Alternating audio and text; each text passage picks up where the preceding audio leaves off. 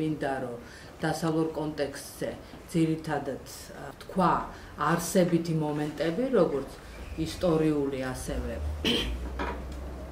თქვათ ისეთ საზრისული, რაც მოხდა ფემინიზმში დასავლეთში, გულისხმობ ევროპასაც და ამერიკასაც და ცოტა უფრო თუ დრო დავრჩება და მინდა რომ დავრჩეს დრო ვილაპარაკო ქართულ სინამდვილეზე, რადგან ვთვლი რომ ეს არის ყველაზე უფრო უცნობი ნაწილი ფემინიზმისა თქვენთვის და ზოგადად საქართველოს მოქალაქეებისთვის და მიმაჩნია რომ აი ამ ნაწილის შეცნობა, ამ ისტორიის შეცნობა აუცილებელია იმისთვის, რომ ფემინიზმი არ დარჩეს დემოკრატიულ საქართველოში, თუ ამას ოდესმე ვეღირსეთ, რაღაც შეუცნობელ, მისტიკურ, აგრესიულ იდეად.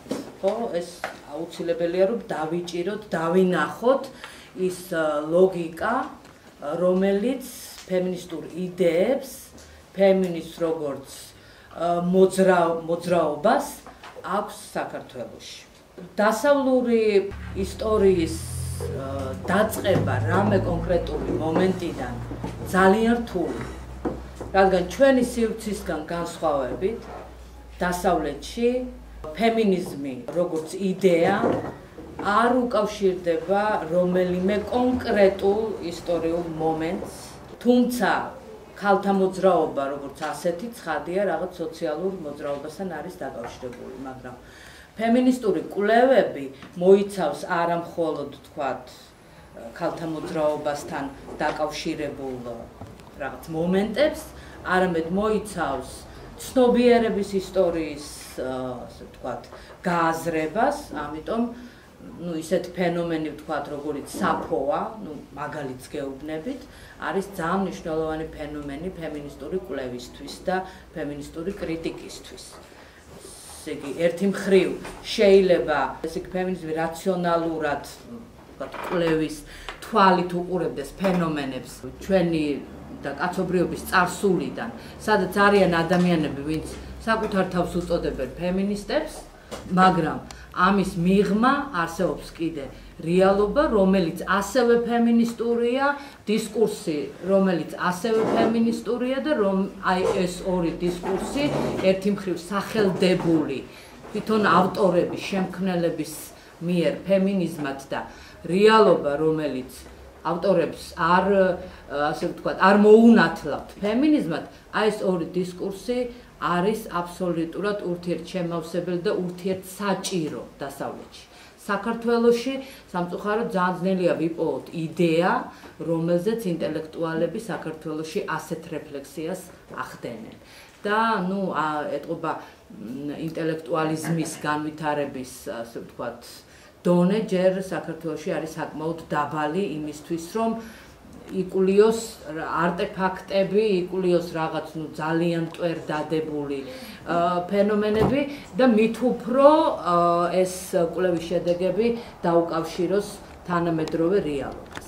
მაგრამ მე მაინც შევეცდები, რადგან ჩვენს შეხვედრის თემა არის ფემინიზმი და ქალთა მოძრაობა, მაინც ისეთ მომენტებზე ვილაპარაკო, რომლებიც დააკავშირებენ ფემინიზმს როგორც იდეას, როგორც სამხედველობას ქალთა მოძრაობასთან, მით უფრო რომ თქვათ აი ამ არტეფაქტების კვლევაც, რაზეც ზემოთ ვილაპარაკე, აბსოლუტურად ნასაზრდოებია ქალთა მოძრაობით და ფემინიზმში არაფერია აქედან გამომდინარე ისეთი, რაც არ არის დაკავშირებული ფემინიზმთან როგორც სოციალურ მოძრაობასთან. და დასავლური, ასე ვთქვათ, ფემინიზმი ძალას იკრებს და რეალიზდება, სწორედ იქედან გამომდინარე, რომ ქალთა მოძრაობა ხდის ამ საკითხს, ამ იდეას აქტუალურს. აუცილებლად უნდა დავიწყოთ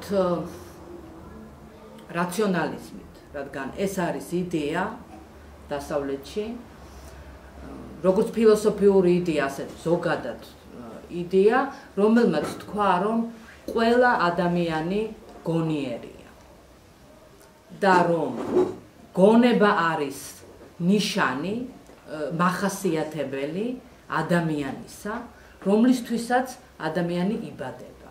ადამიანი იბადება იმისთვის, რომ განავითაროს გონება და არა იმისთვის, რომ შეეწიროს სამშობლოს, შვილებს, ოჯახს, პოლიტიკურ თუ სხვა იდეებს, ადამიანი იბადება, ისე ვთქვათ, საზრისი მისი ყოფიერების არის მისი გონების განვითარება.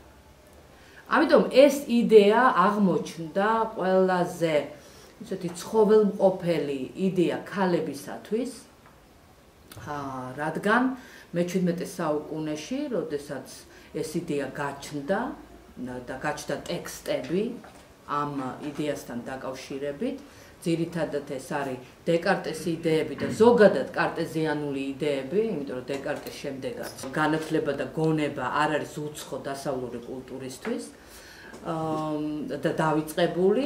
ქალებმა ჩაავლეს ამ იდეას, ესე იგი ხელი, გული და გონება და გამოიყენეს იმისთვის, რომ განათლება ხელმისაწვდომი ყოფილიყო ქალებისათვის.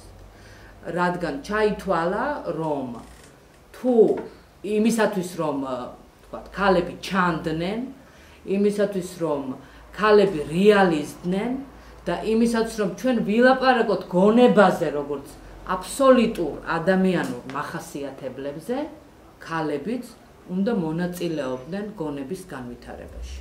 ქალები უნდა წერდნენ, იღებდნენ განათლებას, ქალები უნდა იღებდნენ როგორც სასკოლო დონეზე, ასევე უმაღლეს განათლებას და ეს კულტურული უფლება, განათლების უფლება, აბსოლუტურად დაკავშირებული უნდა იყოს სამოქალაქო და პოლიტიკურ უფლებასთან. ანუ მათ მონაწილეობასთან სახელმწიფოს მშენებლობაში, სამოქალაქო პროცესში და ყველაფერში, რაც კი შეიძლება ხდებოდეს, თქვათ, ლოკალურ დონეზე ერთ კონკრეტულ სახელმწიფოში, მაგრამ რაც შეიძლება ხდებოდეს მთელს, ასე ვთქვათ, სამყაროში. ამ იდეის, ყველაზე ისეთი ინსპირატორი იყო მერი უილსტონ-კრაფტი, რომელსაც ეკუთვნის ფუნდამენტური შრომა, ერთ-ერთ შრომაზე გეტყვით, იმიტომ რომ მას სხვა უამრავი ნაშრომი აქვს დაწერილი. ეს არის ქალის უფლებების დაცვა, სადაც ასევე არსებობს მისი პოლემიკა ჟან-ჟაკ რუსოსთან, იცით ალბათ, თუ არ იცით, სასურველია რომ წაიკითხოთ ეს ნაშრომი ემილიანო აღზრდის შესახებ, სადაც რუსო ამბობს, რომ კი, განათლება ჩვენ უნდა მივცეთ გოგონებსაც და ვაჟებსაც, მაგრამ გოგონებს უნდა ვასწავლოთ კერვა, ქარგვა, ნემსის ხელში დაჭერა, ხოლო რაც ეხება, ვთქვათ, იდეებს და ცოდნას სახელმწიფო შესახებ, სამართლის შესახებ, გონების შესახებ, ეს უფრო ვაჟების სფეროა. და ის სწორედ ამ, ასე ვთქვათ, იდეებიდან გამომდინარე, არსებობს პოლემისტური წერილები მერი უილსტონ-კრაფტის, მაგრამ ეს ნაშრომი, რომელსაც ეხლა გესაუბრებით, არის ძალიან მნიშვნელოვანი იმის, რომ ის არის ფაქტიურად მანიფესტი ქალებისათვის იმ აზრით, რომ არ აქვს მნიშვნელობა, რას გვეუბნებიან ჩვენ მამაკაცები განათლების შესახებ, მნიშვნელოვანი არის, რას ვამბობთ ჩვენ განათლებაზე, ანუ თვითონ ჩვენ რას ვაკეთებთ იმისათვის, რომ მივიღოთ განათლება. თვითონ ეს ტექსტი არის, აბსოლუტურად ისეთი შთამაგონებელი ნებისმიერი ქალისთვის, სხვა შორის დღესაც ვინც ამ ტექსტს წაიკითხავს, ჩემი აზრით არ მოახდენს ნაკლებ გავლენას მასზე, ვიდრე ვთქვათ შესაძლებელია რომ მოეხდინა უილსტონ-კრაფტის ეპოქაში რომელიმე ქალზე.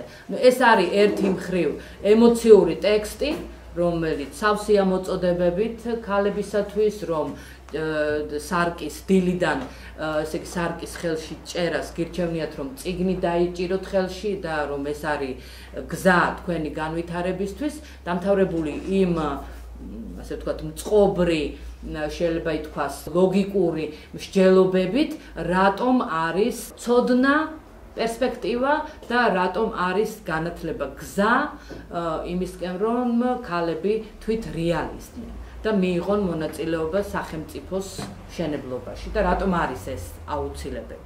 ეს ტექსტი ძალიან მნიშვნელოვანია, როგორც გითხარით. ასევე, ცხადია ქვეყნების მიხედვით არის განსხვავება. თქვენ იცით ალბათ, რომ ინგლისი როგორც ქვეყანა ფილოსოფიაში მე ასე ვიცი, რომ პრაგმატიზმი როგორც იდეა ყველაზე პოპულარული, როგორც ფილოსოფიური კონცეფცია, ყველაზე პოპულარული სწორედ ინგლისშია და ნებისმიერ სფეროში, მათ შორის ფემინისტურ აზრშიც პრაგმატიზმი, როგორც ასეთი ძალიან ისეთი მახასიათებელი ბეჭედია ინგლისური, თქვათ, მოაზროვნეებისთვის. მაგრამ ყველაზე მნიშვნელოვანი ფიგურა ამ აზრით, ქალების მხარდამჭერი არის ჯონ სტიუარტ მილი, რომელსაც ეკუთვნის ფუნდამენტური ნაშრომი, ასევე Subjection of Women, ეს არის ძალიან მნიშვნელოვანი შრომა, ქართულად რო ვთქვათ, ეს არის ქალების დაქვემდებარებულობა და არა დამოკიდებულება, ხშირად თარგმნიან და ეს დამოკიდებულება ორაზროვანი რაღაცაა, ხო? ჩემი დამოკიდებულება რაღაცისადმი. აქ იგულისხმება დაქვემდებარება, როცა ადამიანი არის subjected, ანუ დაქვემდებარებული ვიღაცაზე. აქ არის ძალიან სერიოზული ნაშრომი არის ეს და ძალიან მოკლედ რომ გითხრათ, აქ არის იდეა იმის შესახებ, რომ ის რომ ქალები კულტურათა უმრავლესობაში არიან პოლიტიკურად დაქვემდებარებულები და არიან ფსიქოლოგიურად დაქვემდებარებულები, ამის მთავარი მიზეზი არის ის, რომ ქალები არიან ეკონომიკურად დაქვემდებარებულები. საწყის ეტაპზე მამისეულ ოჯახში მამაზე და ძმაზე და შემდეგ უკვე ოჯახის შექმნის შემდეგ მეუღლეებზე. აი ერთი შეხედვით თითქოს ისეთი ძალიან უბრალო იდეა საკმაოდ არგუმენტირებულად, მრავალმხრივად არის გაშლილი ჯონ სტიუარტ მილის ამ ნაშრომში და ეს ნაშრომი იქცა მთელი ევროპის ქალებისათვის, ძალიან მალე ითარგმნა ევროპულ ენებზე, ქალებისათვის მაგალითად იმისა, საიდან უნდა დავიწყოთ. თქვათ, არის ძალიან ცნობილი გერმანელი ფემინისტის ფანი ლევარდშტარის ნაშრომი გერმანელ ქალთა პრო და კონტრა, რომელიც სწორედ აგებული არის აი ამ ჯონ სტიუარტ მილის ნაშრომით შთაგონებული არის ეს ესე, ასე ვთქვათ, სადაც ფანი ლევარდშტარი ამბობს, რომ აი როდესაც მე ვთავაზობ ქალებს, რომ აი გავაკეთოთ რაღაც ისეთი, რაც ჩვენ ეკონომიკურ დაქვემდებარებას მოხსნის, ქალები მეუბნებიან, რომ მოდი გამოვცეთ რაღაც ჟურნალი, სადაც ლექსებს დავწერთ, მოთხრობებს დავწერთ, ხო? ხა ეს წარმოიდგინეთ არის მე-19 საუკუნის გერმანია, ბუნებრივია, ქალები, რომლებიც საზოგადოებაში ჩანან, ეს არის მაღალი წოდების წარმომადგენელი ქალები, რომელთა აღზრდის სისტემაში ძირითადად შედის, ვთქვათ, რაღაცა საღვთო წერილი, ლექსები, ნოველა მაშინ არ ერქვა ალბათ, მაგრამ რაღაც ამ ტიპის ნაწარმოები. მოკლედ, ქალების უმრავლესობას არ ესმოდა იმდროინდელ ევროპაში, რომ თუ შენ არ აქვს ფული და ფულის გაკეთება შეიძლება არა მხოლოდ, თქვათ, ლექსების და მოთხრობების წერით, არამედ სწორედ იმით, რომ შეიძლება გახსნა, თქვათ, რაღაცა მანუფაქტურა არ ქვია, მაგრამ რაღაც სახელოსნო, რომლიდანაც შენ მიიღებ შემოსავალს და შემდეგ უკვე შეიძლება ჟურნალიც გამოსცე. სხვა შორის საინტერესოა ის, რომ ზემოთაც ამაზე გეტყვით აუცილებლად, რომ აი ეს ნაშრომი ფანი ლევარდშტარის ძალიან სწრაფად ითარგმნა ქართულადაც. და საქართველოში ამ ნაშრომმა გამოიწვია ის, რომ ეკატერინე გაბაშვილმა შექმნა ძალიან სერიოზული მოძრაობა სწორედ ქალების ეკონომიკური სტატუსის გაუმჯობესებისკენ მიმართული, რომელზეც ზემოთ უფრო დაწვრილებით გეტყვით. მოკლედ, ეს ნაშრომიც არის ასევე ძალიან მნიშვნელოვანი და გვერდს ვერაულით, რა თქმა უნდა, ფრანგულ ფემინიზმს, განსაკუთრებით ორ ტექსტზე მინდა თუმცა ტექსტები ძალიან ბევრია, მაგრამ რადგან მე-19 საუკუნეზე საუბრობ, ცოტა უფრო ადრე არის ფრანგული რევოლუცია და ძალიან მნიშვნელოვანი ტექსტი უფლებებში, ეს არის ადამიანისა და მოქალაქის უფლებათა დეკლარაცია 1789 წელს შექმნილი და ძალიან მალე შექმნილი ოლიმპია დეგუჟის ტექსტი, რომელიც იცით ალბათ რომ გირლიოტინით დაისაჯა, ქალისა და მოქალაქე ქალის უფლებათა დეკლარაცია, რადგან ქალებმა იმ დროინდელ საფრანგეთში აღმოაჩინეს, რომ კი დაიწერა ეს უნივერსალური ტექსტი, ადამიანისა და მოქალაქის უფლებათა დეკლარაცია, მაგრამ ქალები აქ ცნებაში ადამიანი არ იგულისხმებიან. ამიტომ ოლიმპია დე გუჟმა ისე ძალიან დაკვირვებადი რო ყოფილიყო, რას აპროტესტებდა ის, სწორედ სათაურშივე გააკეთა ეს ქალისა და მოქალაქე ქალის უფლებათა დეკლარაცია, სადაც თქვა, რომ თუ ქალებს აქვთ უფლება იდგნენ გირლიოტინასთან, მაშინ მათ უნდა ჰქონდეთ უფლება იდგნენ ტრიბუნასთან. და ამ გამონათქვამით მან ხაზი გაუსვა იმას, რომ კანონი, რომელიც თანაბრად ეხება ყველა მოქალაქეს, ამ კანონების შექმნაში არ მონაწილეობენ თანაბრად ის ადამიანები, ვინც კანონით ისჯებიან თანაბრად. ხო? ეს ამის გაცნობიერება განსაკუთრებით მნიშვნელოვანი იყო არა მარტო საფრანგეთში, არამედ იმ დროინდელ ევროპაში და ქალების დიდმა ნაწილმა, არა მარტო ოლიმპია დე გუჟმა, არამედ ძალიან ბევრმა აქტივისტმა იმ პერიოდში გააცნობიერა ეს და როგორც საფრანგეთში, ასევე გერმანიაში არსებობს უამრავი ტექსტი ამასთან დაკავშირებით. ეხლა რა ხდება ამ დროინდელ ამერიკაში? ამ დროინდელ ამერიკაშიც ასევე ძალიან აქტიურები არიან ქალები. ორი მნიშვნელოვანი ქალია იმ დროინდელ ამერიკაში. ეს არის ელისაბედ სტენტონი და სიუზან ენტონი, რომლებიც ახერხებენ 1848 წელს შეკრიბონ სენეკა ფოლსში ქალები და არა მარტო ქალები, არამედ მამაკაცები, რომლებიც მხარს უჭერენ ქალების სამოქალაქო და პოლიტიკურ უფლებებს, ქალების მონაწილეობას არჩევნებში და ამ სენეკა ფოლსის ყრილობის შედეგად დაიდო ასევე ძალიან მნიშვნელოვანი დოკუმენტი, თითქმის იგივე წონის და არანაკლები, რაც არის თქვათ ოლიმპია დე გუჟის ქალისა და მოქალაქე ქალის უფლებათა დეკლარაცია, ეს არის პოზიციების და რეზოლუციების დეკლარაცია, რომელსაც ხელი მოაწერა 68 ქალმა და 32-მა მამაკაცმა. ეს არის ტექსტი, რომელიც, ცხადია, მანიფესტურ სახეს ატარებს, მაგრამ ეს არის ტექსტი იმასთან დაკავშირებით, რომ ქალებს უნდა ჰქონდეთ თანასწორი უფლებები, როგორც კულტურულ, ასევე სოციალურ, ასევე სამოქალაქო და პოლიტიკურ სფეროში. ძირითადი აქცენტი კეთდებოდა არჩევნებში ქალების მონაწილეობაზე. დღეს ძალიან ბევრი ფემინისტი თეორეტიკოსი დასავლეთში დაობს იმასთან დაკავშირებით, რომ სად იბადება ფემინისტური, მოკლედ ვინ არის ნოვატორი, პიონერი ფემინიზმში, როგორც იდეაში. და ბევრ ტექსტში შეხვდებით იმასთან დაკავშირებით, რომ ევროპელი ფემინისტები, ასე ვთქვათ, ამ წიაღად ასახელებენ ევროპას, ხოლო ამერიკელები ამერიკას, მაგრამ თუ ავიღებთ სამოქალაქო და პოლიტიკური უფლებების მოპოვებას და ამ უფლებების რაციონალიზაციას, ამერიკა ნამდვილად არის ქვეყანა, რომელიც ლიდერობს ამ მხრივ და სამოქალაქო უფლებები, არჩევნებში მონაწილეობის უფლება სწორედ ამერიკაში მიიღეს ქალებმა ადრე, ვიდრე ეს მოხდებოდა ევროპაში.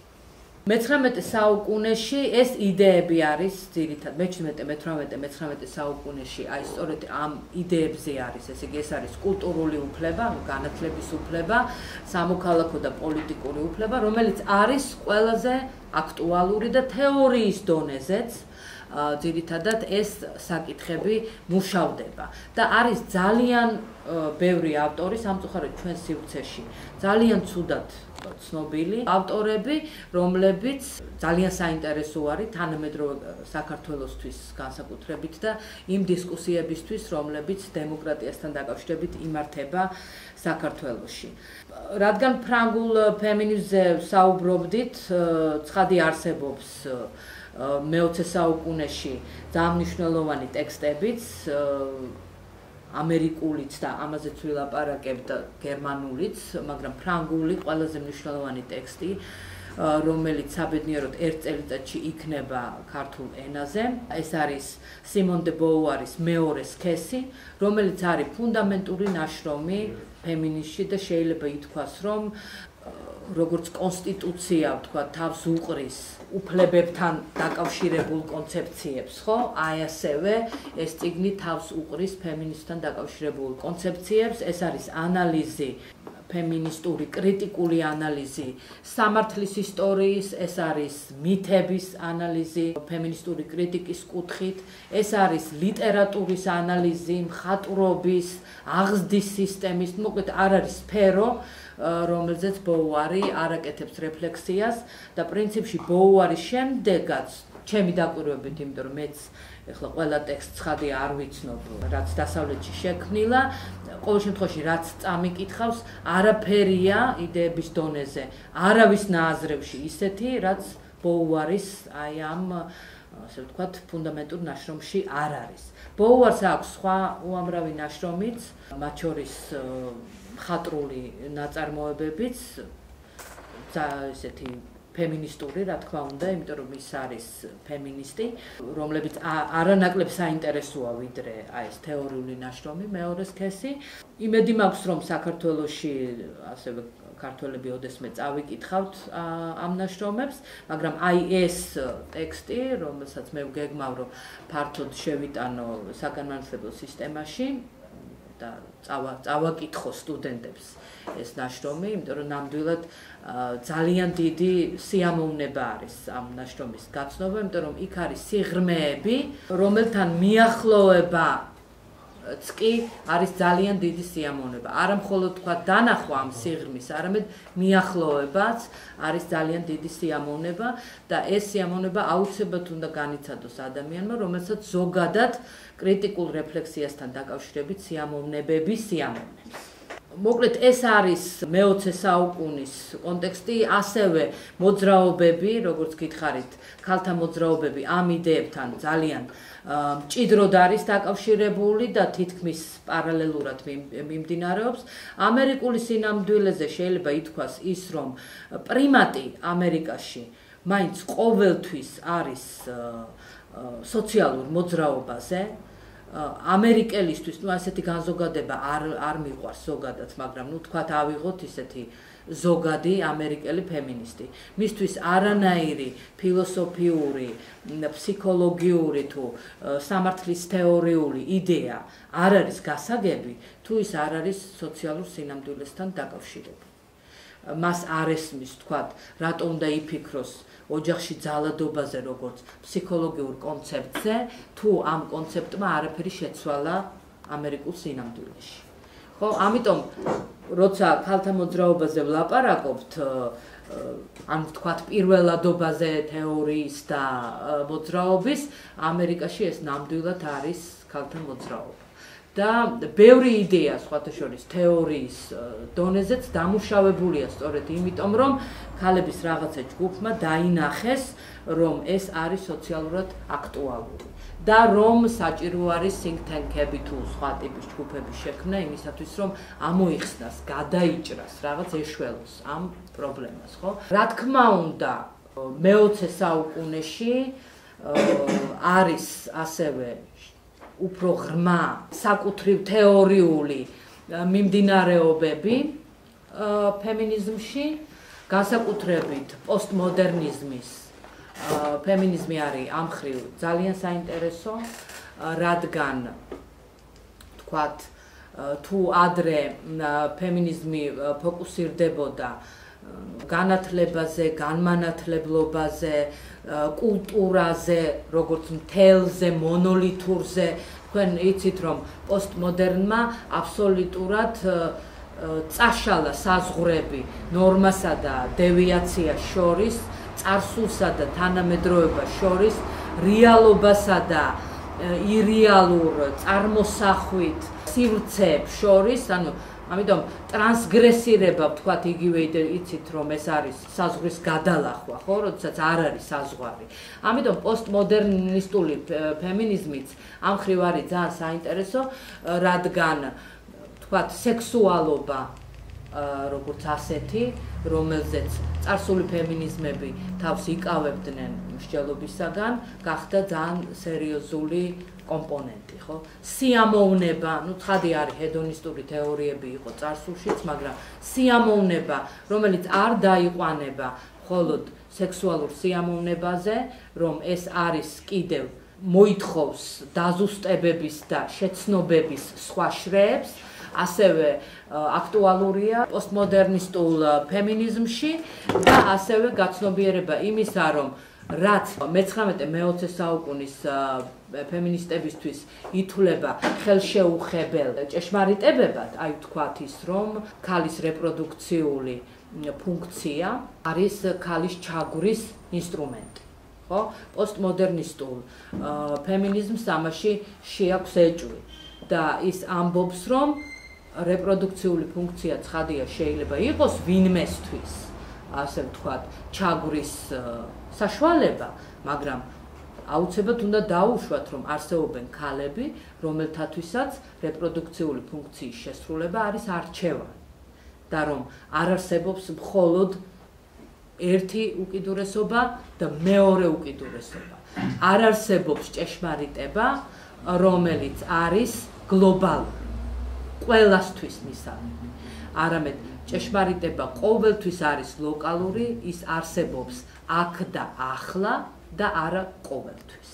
ამიტომ ამ ტიპის სენტენციები ძალიან დამახასიათებელია მე-20 საუკუნის მეორე ნახევრის ფემინიზმისთვის და არის უამრავი ძალიან საინტერესო ნაშრომი შექმნილი, თუ შემდეგ დაინტერესდებით იმიტომ რომ არსებობს რაღაც ანთოლოგიური შრომები, რომელიც ადამიანს აუცილებლად უნდა ჰქონდეს წაკითხული, რომ გაერკვეს აი ამ იდეათა პოლიფონიაში, რაც ძალიან სპეციფიურია ფემინიზმისთვის. ცხადია, ვთქვათ, ისეთი იდეები, რომლებიც მომდინარეობენ მე-19-მე-20 საუკუნიდან, ვთქვათ, ჩემთვის ძალიან ისეთი საინტერესო ავტორია თანამედროვე პოსტმოდერნისტი, ფემინისტი როზი ბრაიდოტი, რომელსაც და აი მისი რედაქტორებით ჩვენ ვთარგმნეთ ერთი წიგნი და მისი სტატიებიც არის აქ და ამაზე ლექციის ბოლოს გეტყვით, რომელმაც ძალიან საინტერესოდ დააკავშირა ერთმანეთთან მიგრაცია ქალების მიერ ცოდნის და გამოცდილების მოპოვების იდეასთან. და მას აქვს ერთი ძალიან საინტერესო ნაშრომი, ფილოსოფიური, ეს არის ნომადური სუბიექტები, nomadic subjects, ესე ქვია, სადაც მან რეფლექსია ამ იდეაზე დაიწყო ჩვენთვის ძალიან ცნობილი ნაწარმოები ჯეინ ეარით, რომელიც თქვენ შეიძლება ნაწილს წაკითხული გაქვთ, მაგრამ ფილმი მაინც გექნებათ ნანახი. აქ არის ერთი გმირი ჯეინ ეარში, რომელსაც ჩვენ, ყოველ შემთხვევაში მე რო წავიკითხე, ნამდვილად არ მიმიქცევია სერიოზული ყურადღება და არც ფილმს ვინც ნახულობს არ აქცევენ ამ გმირს ყურადღებას, ეს არის ქალი, რომელიც დამწყდეულია სხვენში.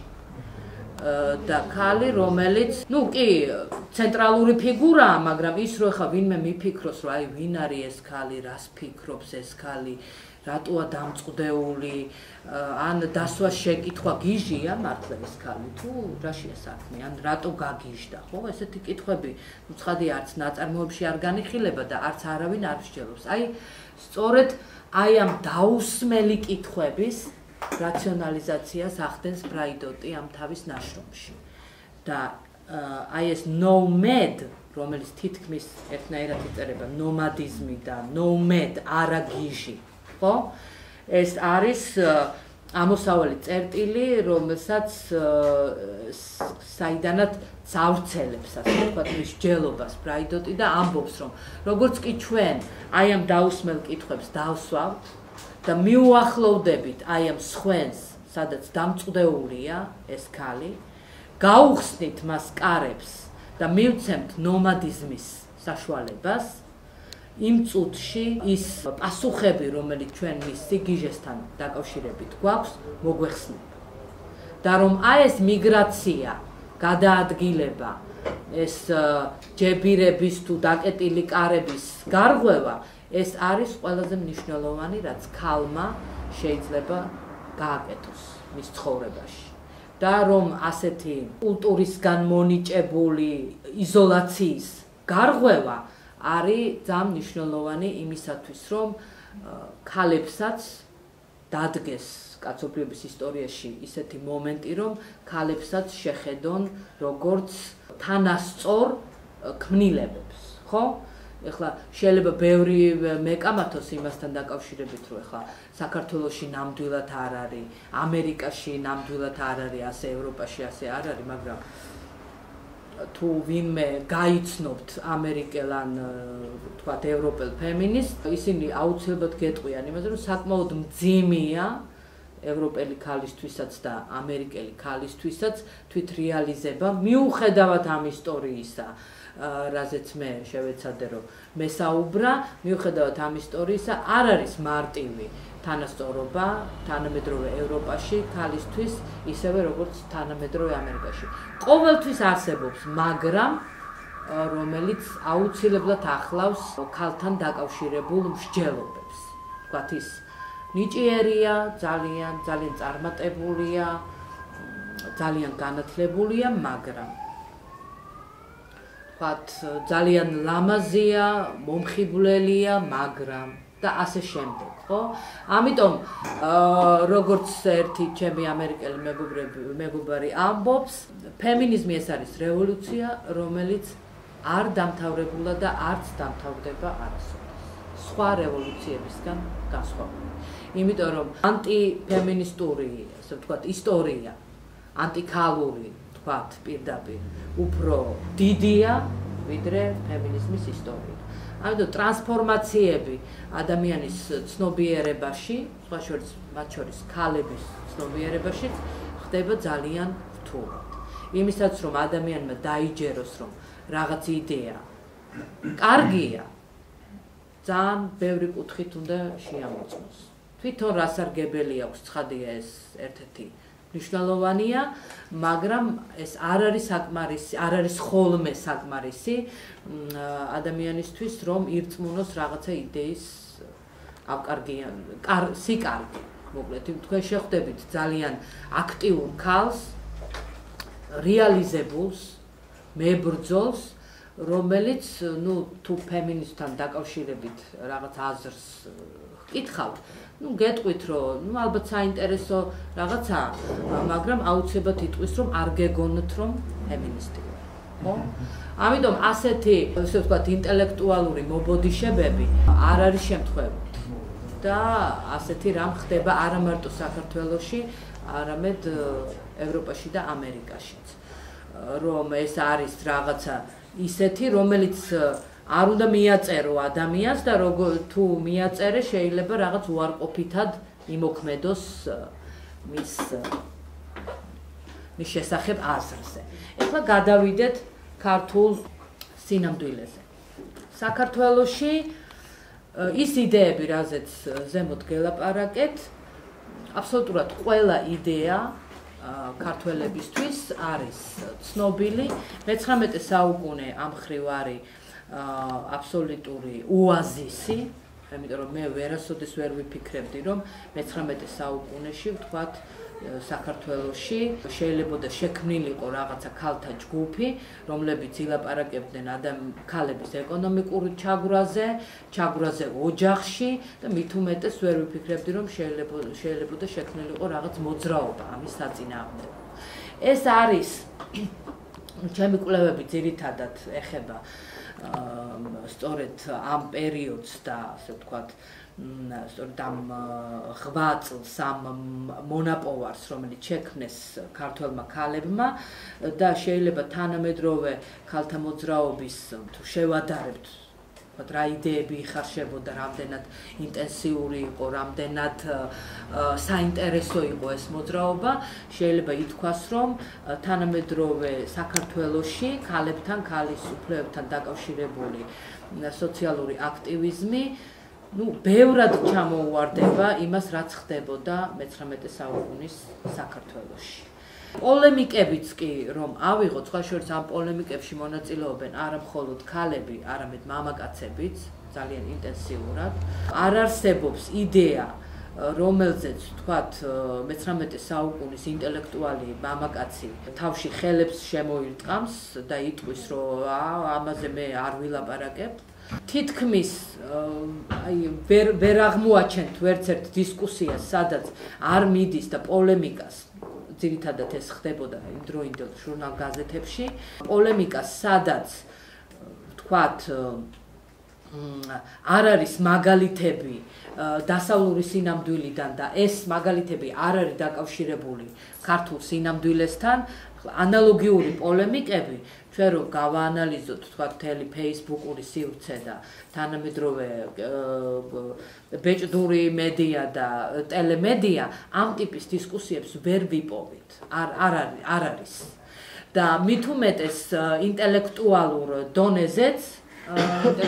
დონეზეც ის იდეები, რომლებიც ქალთა უფლებებთან არის დაკავშირებული, თქვათ ქალის ადგილთან ქართულ კულტურაში, ხო? აი ამ ტიპის ინტელექტუალური დისკუსიებიც ძალიან წირია თანამედროვე საქართველოში და მით უმეტეს აი ეს იდეები არ არის დაკავშირებული ქართულ დემოკრატიასთან.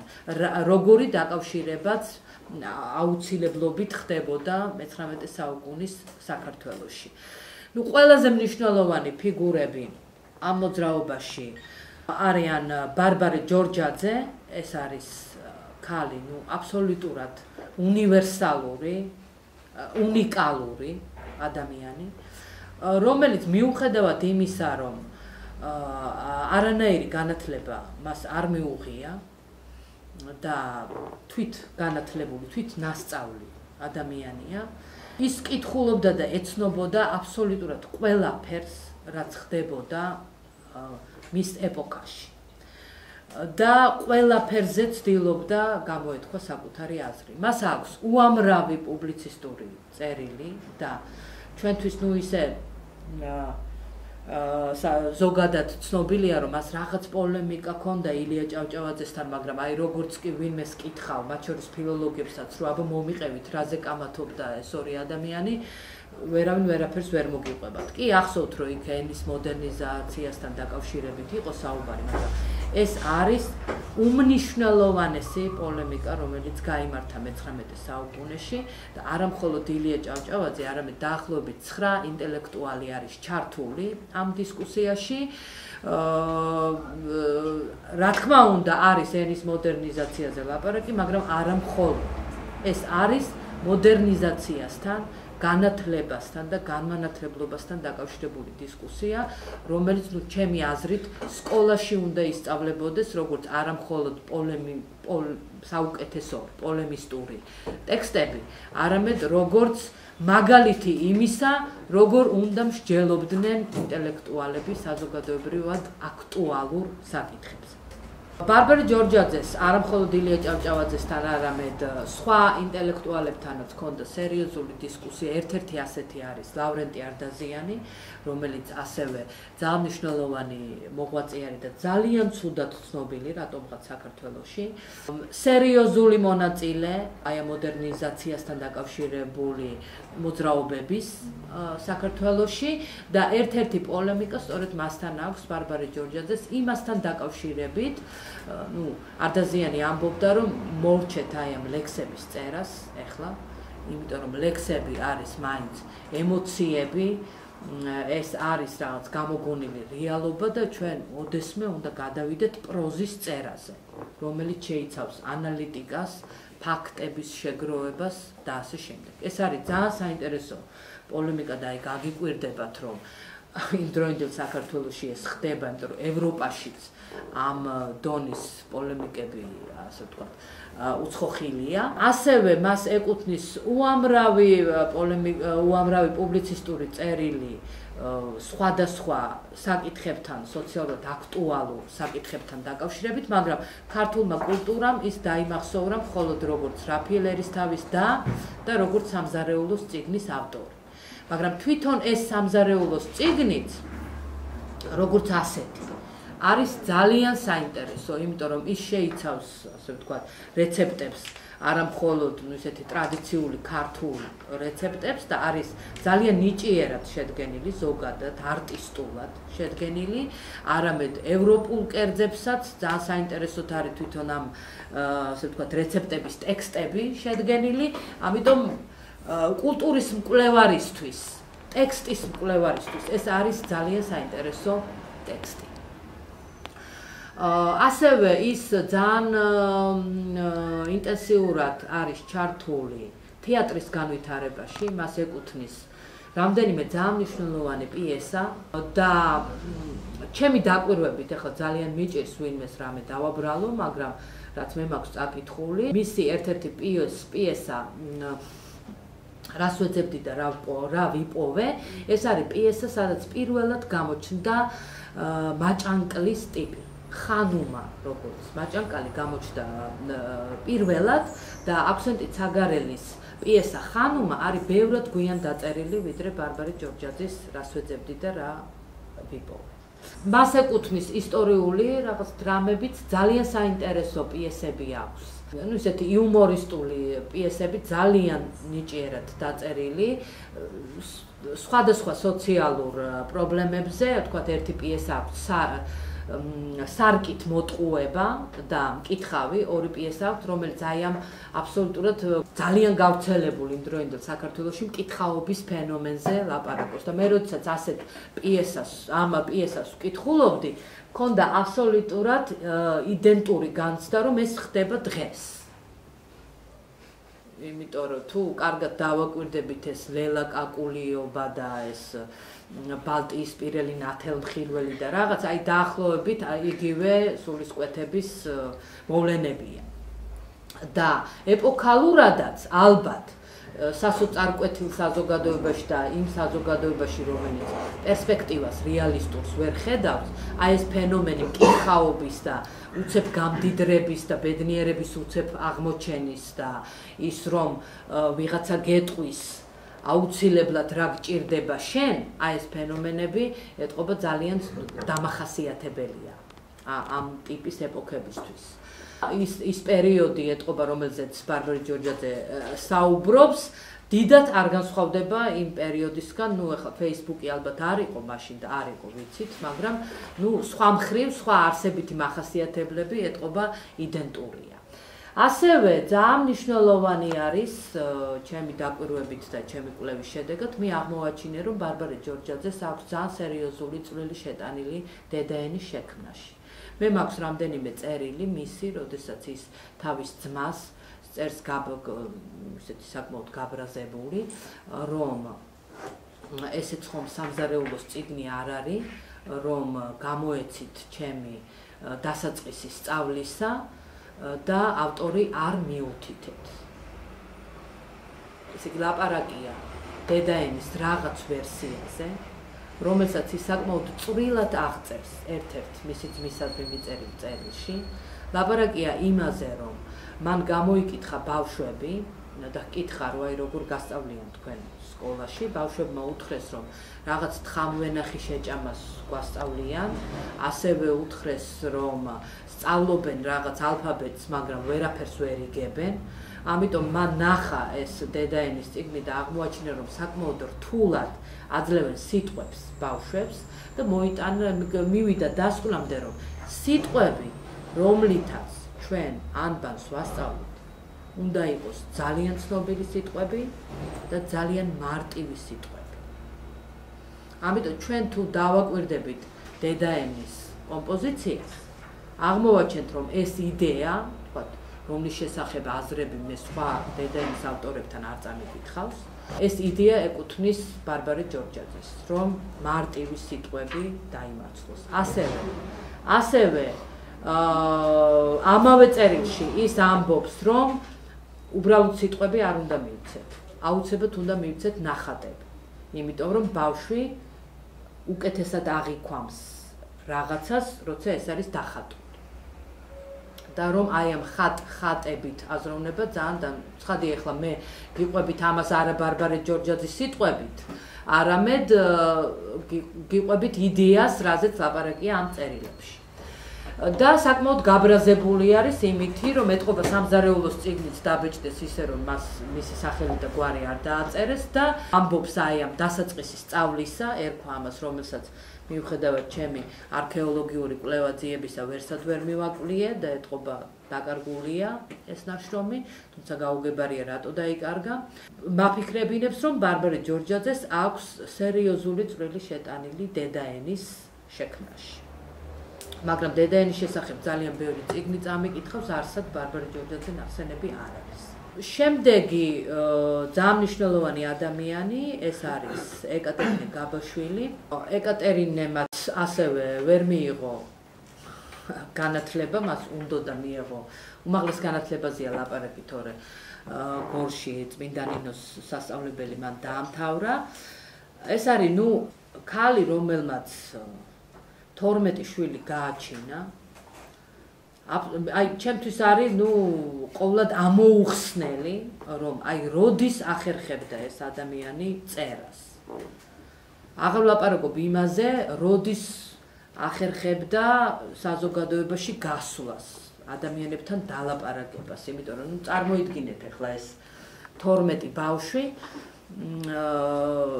ასევე წერა-კითხვის გამავრცელებელ საზოგადოებაში მისი მოღვაწეობა, რომელიც არის ასევე აბსოლუტურად უნიკალური და აბსოლუტურად უნიკალური წვლილი აქვს მას ქალების განვითარებაში შეტანილი, რადგან მან 1897 წელს დაარსა ქალთა სახელოსნო სკოლა, რადგან მიხვდა, რომ არანაირი წერა-კითხვის გამავრცელებელი საზოგადოება ქალების განათლებაზე ფულს არ გამოყოფს. ის ვერ იპოვის ვერანაირ მეცენატს იმისაც, რომ ქალების განათლებაზე იზრუნოს. ამიტომ შეკრიბა მისი თანამოაზრე ქალები და მოიფიქრა, რომ მათ უნდა გააკეთონ რაღაც სახელოსნო, სადაც შეკერავენ, მოქსოვენ, თქვათ, ცეკვას ასწავლიან, სიმღერას და ასე შემდეგ და აი ამ შემოსული ფულით იზრუნებენ ქალების განათლებას. ეს იყო აბსოლუტურად უნიკალური რაღაც, რაც შეიძლებოდა მე-19 საუკუნის საქართველოში გაკეთებულიყო. როგორც ბარბარე ჯორჯაძე, ასევე ეკატერინე გაბაშვილიც არის უამრავი პოლემიკის, პუბლიცისტური წერილის, უამრავი მოთხრობის და ნოველის ავტორი, რატომღაც ჩვენთან ცნობილია მხოლოდ ღვინია გადაიჩეხა და მეორე რომელი, მაგდანას ლურჯა. მაგრამ ეს არის ადამიანი, რომელსაც აქვს დაახლოებით 200-მდე მოთხრობა დაწერილი, ძალიან სერიოზული, ძალიან საინტერესო, არა მხოლოდ თქვათ ფემინისტური აზრით, არამედ ნებისმიერი აზრით. ის არის ქართული ნოველის ერთ-ერთი ფუძემდებელი, ძალიან სერიოზული. მისი თანამედროვე წერლებიც ხოთაშორის ხვდებოდნენ და აფასებდნენ ამას, ძალიან ეკონომიურად, ძალიან ძუნწად, მაგრამ შეუძლებელი იყო ამის არ დანახვა, მოკლედ, იმიტომ რომ აქვს ისეთი ნოვატორული სტილი და ასევე თემები, თქვათ, ვერ იპოვით ვერცერთ მამაკაც მწერალს მე-19 საუკუნეში, რომელსაც შეიძლება ჰქონდეს მოთხრობა იმის შესახებ, როგორ კლავს დედა თავის შვილს. ხო? არის რაღაცა ისტორიები, რის საფუძველზეც ეს ხდება, მაგრამ ვერ იპოვით მამაკაც მწერალს, რომელმაც თქვათ რაღაც მოთხრობაში ან ნოველაში ასახა ეს. და ეკატერინე გაბაშვილი ფაქტიურად არის პირველი, ვინც მიუხედავად იმისა, რომ ეს იყო ძალიან მტკივნეული რეალობა, ასახა თავის ერთ-ერთ მოთხრობაში. ასევე ძალიან იშვიათი არის მწერალი, რომელიც თქვათ დაწერს აბსოლუტურად, ისეთ საკმაოდ გავრცელებულ ფენომენზე იმ დროინდელ საქართველოში, როდესაც ქალები მიდიან მონასტერში. რაღაც სასიყვარულო თუ რაღაცა ისტორიების გამო, თქვათ, მიდიან მონასტერში. ხო? მას აქვს არა მარტო ერთი, ძალიან ბევრი მოთხრობა ამ იდეასთან დაკავშირებით, ამ სოციალურ მოვლენასთან დაკავშირებით, მოკლედ ისეთი იდეები, რომლებიც სოციალურად დამაკითხობელია, რომელსაც სოციუმი და კულტურა ცდილობს, რომ დამალოს. აი ესეთი იდეები საინტერესო არის ეკატერინე გაბაშვილის და ის არასოდეს არ ხუჭავს თვალს ამ იდეებს. და ასევე, ისეთი ეს ბარბარე ჯორჯაძისთვისაც დამახასიათებელი იყო და ფემინიზმის თეორიაში საკმაოდ გაანალიზებული ფენომენია ფემინისტი ქალების იდეების პერფორმატული ბუნება. თქვათ, იდეა, რომელიც ქალს აქვს, ის აუცილებლად ახდენს ამ იდეის პერფორმანსს. ანუ არა მხოლოდ წერს ამ იდეაზე, არამედ განასახიერებს ამ იდეას. და ეკატერინე გაბაშვილი შეიძლება ითქვას, რომ უნიკალური, ჩემთვის ყოველ შემთხვევაში, უნიკალურია სწორედ ამ მხრივ, რომ მას აქვს ერთი პიესა, ფრთებდაგლეჯილი, რომელიც მან სამწუხაროდ ვერ დავადგინე თარიღი, როდის შეიძლება იყოს ეს ზუსტი თარიღი, თორე დაახლოებით ხვდები ეს როდის არის დაწერილი. ეს არის პატარა სცენა, სულ რაღაცა 3 გვერდია, სადაც აღწერილია მწერალი ქალის დილა. ესე იგი, ეს არის, რომ ქმარი მიდის სამსახურში და ეუბნება, სად არის ჩემი ჰალსტუხი, ესე იგი, ბავშვები, ერთი ბავშვი რას თხოვს, მეორე ბავშვი რას თხოვს, ამ დროს შემოდის დედამთილი, რომელიც რაღაც საყვედურებს ეუბნება. ამ დროს მოდის რომელიღაც ჟურნალის რედაქტორი, რომელსაც ეს ქალი დაჰპირდა რაღაც მოთხრობის დაწერას. და პიესა მთავრდება იმით, რომ ეს ქალი აღმოაჩენს, რომ ეს პიესა დედამთილმა ცეცხლში შეუკეთა, რადგან ვერაფერი ვერ იპოვა ცეცხლის დასამთებად. აი ეს არის მთელი პიესა. ეს არის პიესა, რომელიც ეკატერინე გაბაშვილმა, პიესა, რომელსაც ეკატერინე გაბაშვილი დადიოდა და სოფელ თამაშობდა თვითონ, მარტო. და იმდროინდელი ჟურნალ-გაზეთები სავსე იყო ძალიან კრიტიკული იმით, რომ ვიღაცა გიჟი ქალი, ესე იგი, დადის სოფელ და აგიჟებს მისი სქესის წარმომადგენლებს. და ეს, ასე ვთქვათ, სპეციფიკა, ეს პერფორმატულობა იდეების, ამით უნიკალური არ არის. მე უბრალოდ ვერ ვიტყვი, რომ ვინმესგან ისესხა ეკატერინე მესიდია, თუმცა ძალიან გავრცელებულია ასეთი ფენომენები ევროპაში. მე მაინც ვფიქრობ, რომ იმდენად ქალურია ეს ყველაფერი, ხო, იმდენად სპეციფიურად ქალურია, რომ მე ვფიქრობ, რომ ყოველგვარი ევროპული და ასე ვთქვათ, სხვა გავლენისაგან დამოუკიდებლად ეკატერინე თვითონ მიხვდა, რამდენად მნიშვნელოვანი იქნებოდა თუ ის ამ იდეებს განასახიერებდა იმდროინდელ საქართველოში.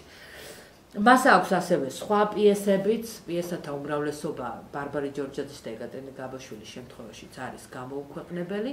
მე ხლა ძალიან რო არ გადაგხალოთ, უკვე გადავალ მესამე ადამიანზე, რომელიც პირველი ორისგან განსხვავდება იმით, რომ მან მიიღო განათლება და მიიღო არა მხოლოდ საქართველოში, არამედ ევროპაში, დაამთავრა ბრიუსელის სოციალურ მეცნიერებათა ფაკულტეტი, ცხოვრობდა პარიზში, იცნობს ძალიან ბევრ იმდროინდელ ფრანგ მოღვაწეს და ინტელექტუალს, ეს არის კატო მიქელაძე, ძალიან საინტერესო ადამიანი, ასევე აბსოლუტურად შეუსწავლელი და მე დღემდე ვსწავლობ, იმიტომ რომ ეხლა ქალების ღვაწლის შესწავლა არ არის ადვილი.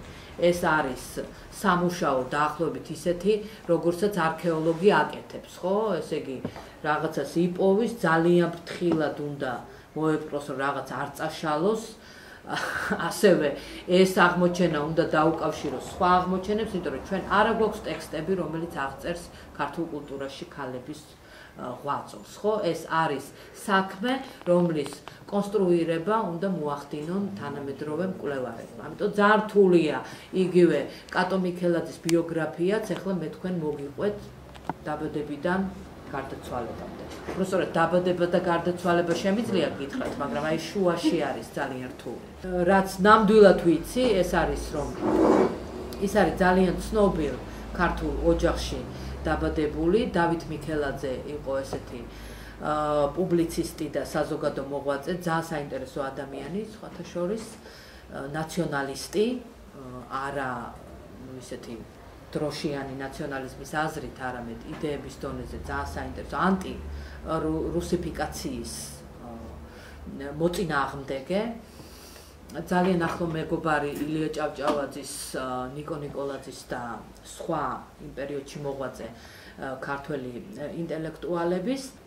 კატო მიქელაძემ ისწავლა, მოკლედ საწყისი განათლება მიიღო ქუთაისში. შემდეგ ის თბილისში ცხოვრობს ძალიან ცოტა ხანი. აქვს კავშირი რუსულ ქალთა მოძრაობასთან და სწორედ რუსეთის გავლით მიდის ევროპაში. ბრიუსელში ამთავრებს სოციალურ მეცნიერებათა ფაკულტეტს, შემდეგ ბრუნდება პარიზში ცხოვრობს ცოტა ხნით და ბრუნდება საქართველოში, ქუთაისში და არსებს ქალთა ლიგას, რომელიც არის ქალთა პოლიტიკური გაერთიანება, პოლიტიკური მონაწილეობის იდეისთვის. 1917-18 წელს გამოსცემს ძალიან საინტერესო გამოცემას გაზეთს, რომელსაც ქვია ხმა ქართველი ქალისა. ეს არის გაზეთი, სადაც ის უზიარებს ქალებს და არა მხოლოდ ქალებს ევროპული დემოკრატიის და ევროპული ქალთა მოძრაობის გამოცდილებას. არის სპეციალური გვერდები ქართულ სინამდვილეზე, რა ხდება საქართველოში ამ მხრივ და რა ხდებოდა. ჰყავს კორესპონდენტები არა მარტო დასავლეთ საქართველოში, არამედ აღმოსავლეთ საქართველოშიც. თარგმნის ფრანგ, გერმანელ და ამერიკელ, რუს საინტერესო ტექსტებს ფემინიზმთან და ქალთა მოძრაობასთან დაკავშირებით და ბეჭდავს ამ გაზეთში. მოკლედ ძალიან დიდ სამუშაოს აკეთებს. ეს არის ადამიანი, რომელსაც მოუსწრო პირველმა რესპუბლიკამ და არის ადამიანი, რომელმაც სოციალ-დემოკრატიულ პარტიაზე ძალიან სერიოზული გავლენა მოახდინა ამ მოძრაობამ, ქალთა ლიგამ, რომელიც მან ჩამოაყალიბა. სწორედ მისი დამსახურება ის, რომ პირველ პარლამენტში დამფუძნებელ კრებაში იყო 4 დეპუტატი ქალი.